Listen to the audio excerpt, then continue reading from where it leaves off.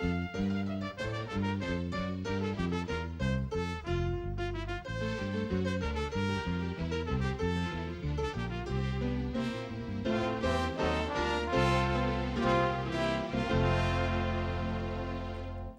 noite, bem-vindos ao Boião de Cultura, o magazine cultural de Parabéns.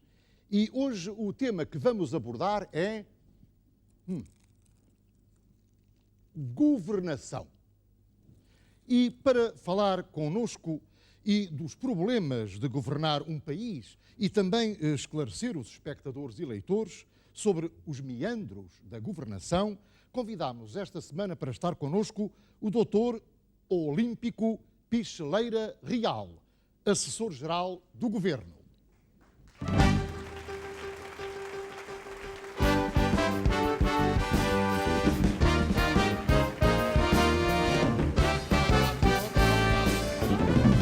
Onde é que eu me sento? Ali, por gentileza. Obrigado. Faça o consultor. Doutor, muito obrigado pela sua presença, foi muito gentil da sua parte, doutor. Boa noite também, doutor. Desculpe, doutor, eu não sou doutor. Não tem importância, doutor. Estamos aqui de igual para igual e não seria politicamente correto da minha parte não o tratar por doutor. Porque está a ver, isso era de antes é que o doutor Muniz era tratado pelos entrevistados por Zé Eduardo Muniz, simplesmente. Agora não, eu trato assim por doutor, como trato outros colegas seus, como o Dr. Miguel Sousa Tavares, ou a Dra. Margarida Meirante, ou o Dr. Carlos Cruz, ou o Dr. Luís Pereira de Sousa, ou o próprio Dr. Marco Paulo, de quem, aliás, recebi recentemente um honroso convite para participar no seu programa. Sim, o Marco Paulo convidou-o. Sim, o Dr. Marco Paulo convidou-me, efetivamente, ele dirigiu um convite gentil, no sentido de estar presente no seu programa e cantar uma canção do seu repertório. Porque agora, enfim, está um bocado na moda, a gente de política canta também.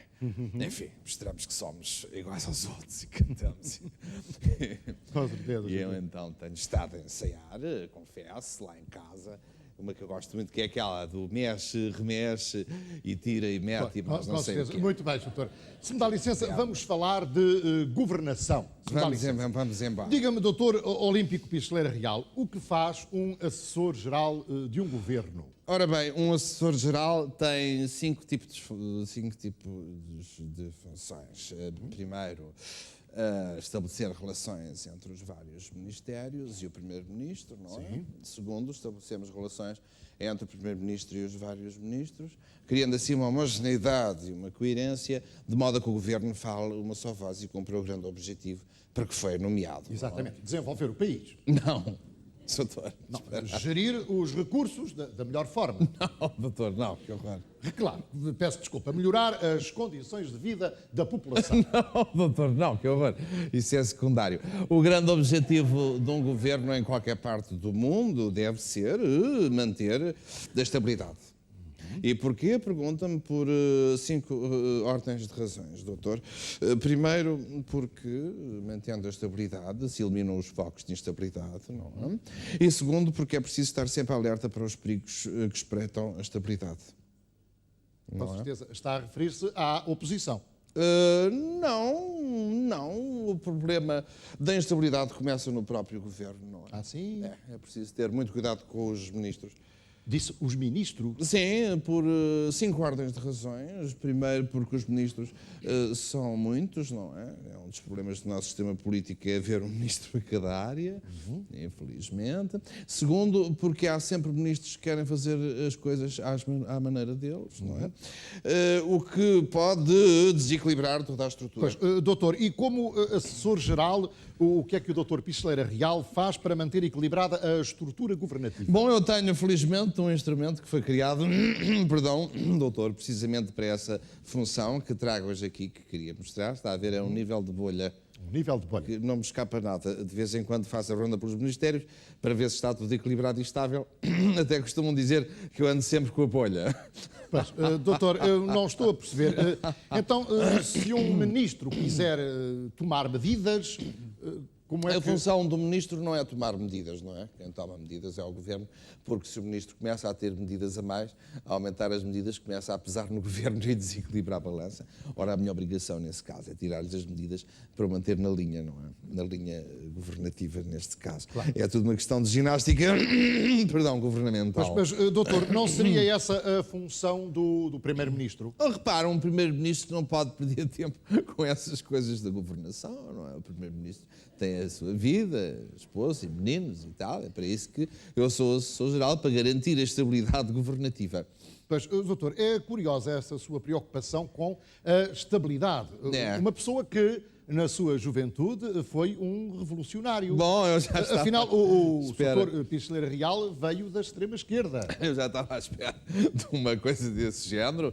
Efetivamente, é uma coisa que eu não escondo. Eu comecei convictamente no... Como é que era? Como é que se chamava aquele partido que era pequenino e acabava com qualquer coisa ML, de repente já...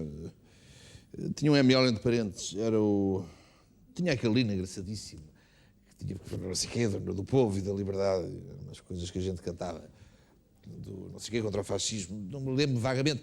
Também eram outros tempos, não é? E nessa altura era preciso estar do lado da barricada. Com certeza, mas o doutor cedo mudou de partido. Bom, eu nessa altura percebi que era preciso estar do outro lado da barricada e dei o salto, foi quando ingressei no...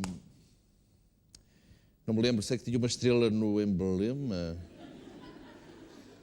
Ou era uma enxada? Olha, só me lembro muito bem do hino, que era uma coisa muito engraçada, que falava no povo e a certa altura falava na liberdade. E mais, era tipo, está na hora de ir para a cama, não, isto é o Vitinho. Não me lembro assim muito bem. Mas depois tinha uma parte muito bonita, onde a gente pegava nas bandeiras e cantávamos todos juntos, qualquer coisa, não sei o quê, hey, bem bom. Pois. Estive lá, confesso, de alma e coração e não renego, foram doutor, tempos importantes aliás, para mim. consta que o doutor terá participado por essa altura em ataques revolucionários e até há quem afirme que haveria ligações com redes bombistas. Repare, foram tempos de juventude, não é? O que é natural na juventude quando se está a crescer. O que é natural é inclinar para a esquerda, não é? E pronto, são alturas próprias para brincadeiras e todos esses movimentos, todas essas posições radicais, com manifestações ruidosas. É natural, mas não é? esteve ou não ligado à rede bombista? Repare, doutor, eu não renego o meu passado, não é? E assumo aqui que cheguei a fazer deflagrar uma outra bombinha. Falo de bombinhas de mau cheiro, que eram 5 paus cada uma que a gente comprava, que era um dinheirão na altura, 5 escudos. Claro. E também me lembro daquele ataque que fizemos, ficou famoso, à Embaixada de Chile, que usámos uma grade delas, de bombas de mau cheiro. Foi um pivete extraordinário. Eram, sobretudo, bombas de mau cheiro. Ainda tentámos, a certa altura, usar bombas de mau gosto. Mas aquilo era muito difícil convencer os embaixadores a trincar. Pois, mas o doutor Picheleira Real mudou consideravelmente, não é? Nessa altura não se pode dizer que fosse um defensor da estabilidade. Pelo contrário, era, permita-me, um verdadeiro revolucionário. Pelo contrário, doutor, eu já nessa altura, tal como hoje, era um defensor da estabilidade, só que, enfim, vivíamos uma época revolucionária e manter a estabilidade implicava estar constantemente em revolução. Mas, o senhor vai-me desculpar a minha franqueza, mas hoje, olhando neste momento para o seu carro de luxo, para os seus bons fatos de marca, para o seu conhecido gosto pela gastronomia sofisticada, quase não reconhecemos o jovem camarada Picheleira, não é? Neste novo doutor olímpico Picheleira Real. Oh, doutor, como diria Lavoisier, que eu gosto imenso de citar, Lavoisier, nada se cria, nada se perde, tudo se transforma, não é? E eu, como não tinha nada a perder, transformei-me para melhor, claro.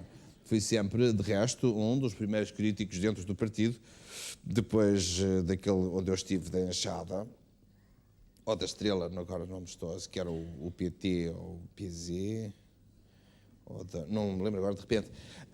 Sei que começava por P, isso lembro perfeitamente, porque eu lembro que tinha um autocolante que tinha a inicial de uma amiga minha que era a Paula, e era um P, e às vezes brincávamos um bocado com isso. E tinha o tal hino que tinha a ver com alegria, e não sei o que eu queria. E o teu corpo na praia e tal. Ah, não, isso era a Paula. Mas, doutor, Bom, não interessa. isso é que foi mudar, não é? Não, eu tinha mesmo de mudar por 5 ordens de razões. Primeiro, porque era preciso manter-me estável na mudança, não é? Segundo, porque a família ia aumentando e tinha que mudar para partidos maiores. E, aliás, acabei por mudar depois para aquele novo partido que apareceu, em que era tudo muito sério e vinha renovar a vida política. Não sei se se lembra, como é que se chamava? Tinha até uma... Também começava por P e tinha o... Tomávamos imensas biques. Bom, depois o negócio correu mal e o partido acabou por fechar e eu tive de procurar outro emprego, não é? São as vicissitudes da instabilidade política. Mas, permita, Sr. Doutor Picheleira Real, perante este percurso peculiar, como é que se chega a assessor-geral? Mas como é que se chega vindo de onde? Bem, vindo de onde o Sr. Doutor veio. Bom, a minha resposta já foi praticamente dada, não é, doutor? Para chegar a assessor-geral, a gente, enfim, já a gente vem da esquerda, não é? E depois, mal apanha a rua principal, pronto, deixando-nos ir, não é? E depois, cortamos logo na primeira à direita, e depois é fácil, para chegar a assessor, vê logo como é que é, e se não vir, pergunta a alguém que esteja ao lado e eles sabem logo dizer como é que é. Bom, e um dia, quem sabe, não é, Sr. Doutor, o assessor-geral poderá chegar a ministro. Bem, doutor, eu não sou ambicioso, não é? Estou muito feliz com as minhas funções de assessor-geral, onde no fundo apenas me limito a controlar os ministérios todos. Portanto, isso quer dizer, doutor, que na sua qualidade de assessor-geral assiste à reunião do Conselho de Ministros. Com certeza, então se eu sou assessor dos ministros todos, tenho que estar presente para assessorar, não é? Mas, doutor, e já agora uma pergunta indiscreta, como é que são os bastidores dessas reuniões? Pode saber-se?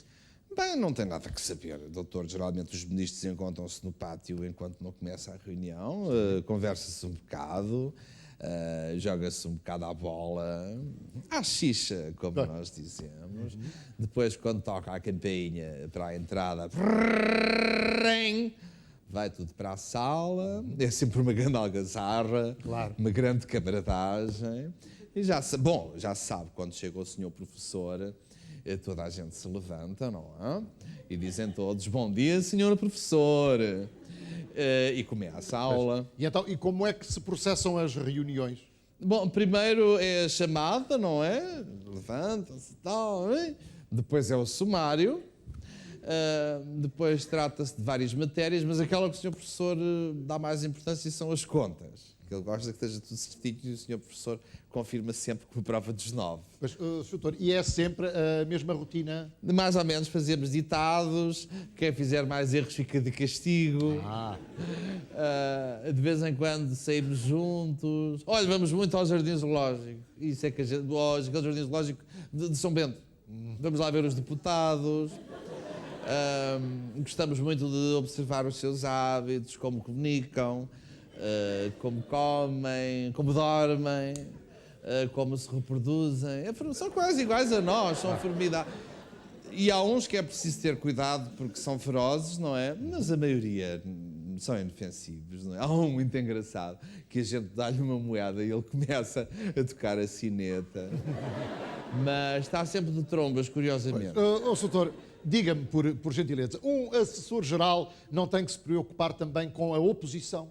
É verdade, e olha, eu estou muito preocupado com a oposição, devo dizer, aliás, falar aqui em primeira mão, porque a oposição tem revelado uma grande instabilidade, não é? E isto assim, o espetáculo não sai dignificado. Aliás, a oposição já me convidou para assessor-geral da oposição, mas eu não posso acumular cargos por causa da lei das incompatibilidades, não é? Aliás, tenho um contrato por 2 épocas com a hipótese de renovação para mais uma. E pois, 95, doutor, é um ano decisivo, é um ano de eleições, não é? Diga-me, por favor, que papel pode ter um assessor-geral de um governo assim à beira das eleições? Olha, doutor, numas eleições o principal objetivo de qualquer governo é garantir a imparcialidade dessas eleições, não é? Principalmente no que diz respeito aos órgãos de comunicação social. E como é que o Governo garante essa imparcialidade? Bom, o Governo, para garantir a imparcialidade, nomeia de forma imparcial para esses órgãos de comunicação social elementos que controlem precisamente a imparcialidade desses órgãos, não é? Eu próprio muitas vezes asseguro pessoalmente a imparcialidade da informação na comunicação social. Claro, isso mostra que o Sr. Doutor se preocupa. É verdade. Mas isso deve, ao mesmo tempo, dar imenso trabalho. Imenso trabalho. São, doutor, muitos noticiários que é preciso controlar para garantir a imparcialidade, muitos telefonemas, muitos almoços com os diretores de informação, um presentinho ao outro, não escondo. É muito trabalho, mas é a missão de um assessor-geral tornar transparente e clara toda a política de governação. Com certeza, mas nesse caso o Sr. Picheleira Real, como assessor-geral, está habilitado a esclarecer-nos de forma compreensível em relação à política do Governo nas diferentes áreas. Sem dúvida, estou à sua disposição, pode perguntar-me o que quiser. Por exemplo, a propósito ainda da imparcialidade, se dá licença, o que é que nos tem a dizer sobre a nomeação sistemática de figuras do partido para titulares de cargos públicos? Olhe, doutor, ainda bem que me faz essa pergunta e eu vou-lhe responder de uma forma clara e concisa, ao contrário, aliás, de muitos outros políticos que nestas circunstâncias tentam fugir às legítimas perguntas dos jornalistas, utilizando, por vezes, subterfúgios de linguagem para confundir no espectador e iludir a verdadeira questão. E digo-lhe mais, um político deve estar na política com seriedade e com o dever cívico de ser inteiramente transparente para com o cidadão eleitor e capaz de responder a cada pergunta de uma forma simples e objetiva. Pois, estou a perceber, claro, pois. Não sei se quer fazer mais alguma pergunta, se quer abordar um outro tema, mas pode estar à vontade.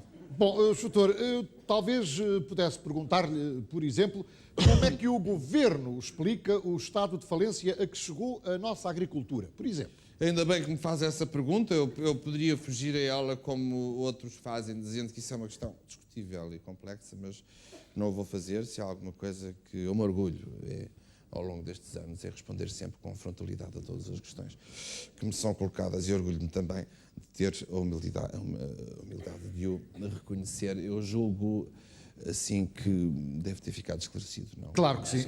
Bom, depois deste esclarecimento, resta-me agradecer, Sr. Doutor, a sua presença aqui, foi muito simpático da sua parte. Doutor, obrigado também e agradeço também a sua presença aqui, mas quero principalmente, e aproveitando o facto de estar num programa que eu sei que tem muita audiência, agradecer a forma desprendida e simpática com que aqui prontamente acederam à minha solicitação de vir aqui hoje dar esta simpática entrevista, desinteressada e descontraída, para provar mais uma vez que a governação é um ato transparente e que o Governo não se quer imiscuir nos órgãos de comunicação social. Sr. Doutor, uma vez mais, muito obrigado. Uma saudação para o Doutor Olímpico Picheleira Real, assessor-geral do Governo.